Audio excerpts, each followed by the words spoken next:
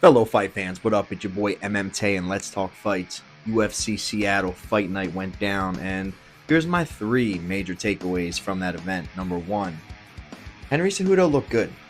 He looked really crisp, he looked fast, he looked explosive.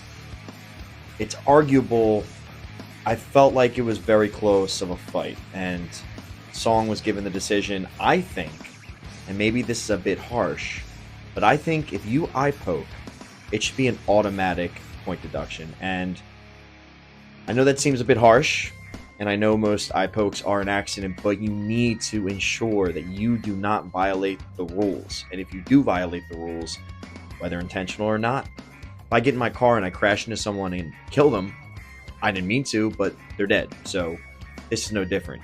Just because you didn't mean to eye poke doesn't mean you shouldn't have repercussions for it. So I think the automatic point deduction should have happened. And even after the eye poke, Song is still extending his fingers with his hands going towards Henry's face. It's time to move past this. There should not be any rule violations. A groin strike, I get it. People are moving. You throw a kick and they move, and now it hits their groin. You didn't mean to. That's one thing. But an eye poke, it's egregious. You can really damage someone's eyesight, and it changes the trajectory of an entire fight. So that's my thoughts on that. I think Song looked great. I think Henry looked really good. Now, my second takeaway, Anthony Fluffy Hernandez is good. The kid is really good. And I don't think he has a chance to beat the elite in the division. I don't think he would beat Drakus. I don't think he would beat Hamzat. But I do think he has competitive fights. I think him versus Robert Whitaker would be a good fight. I would love to see him versus Paulo Costa. But I just don't think he has what it takes to beat Hamzat or DDP. I think they are the elite of the elite. And Fluffy's awesome. I love the guy. I love his story. I love his grit. Brendan Allen, I don't know what he does from here. Brendan Allen is a fighter that is really talented, but just cannot get over that hump. And he's almost doomed to be a gatekeeper in that division. I don't think he'll ever have what it takes to get up to the top. I think him losing to Imavov, now him losing to Hernandez, it really sets him back. And I think he's really at a pivotal moment in his UFC career where he needs to win his next fight and he needs to make it look good.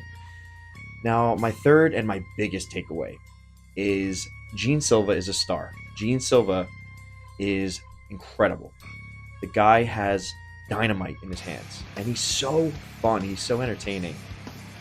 Called out Bryce Mitchell. Bryce Mitchell's ranked 13th. I think he'll knock Bryce Mitchell out. And I think, obviously, after he gets that 13th spot, he'll get another higher ranked fight. He'll beat that fighter, and he will be in title contention. I think him versus Diego Lopez or Volkanovski, whoever wins that fight, but I think Diego Lopez will win that fight. I think him versus Diego Lopez would be incredible. They both throw haymakers. They both are very explosive. They're both very energetic and charismatic and a lot of fun. And I think that fight would be incredible. I think him versus Ilya Topuria.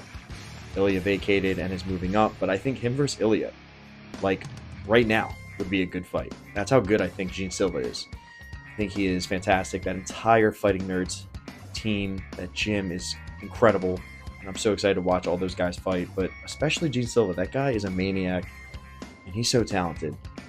And that's all I got for you guys. Let me know what you thought about UFC Seattle Fight Night. I thought it was a great card. We saw a lot of stoppages, and it was pretty awesome up until that main event. But even that main event, it was an entertaining 3 rounds. So that's all I got for you guys. MMT.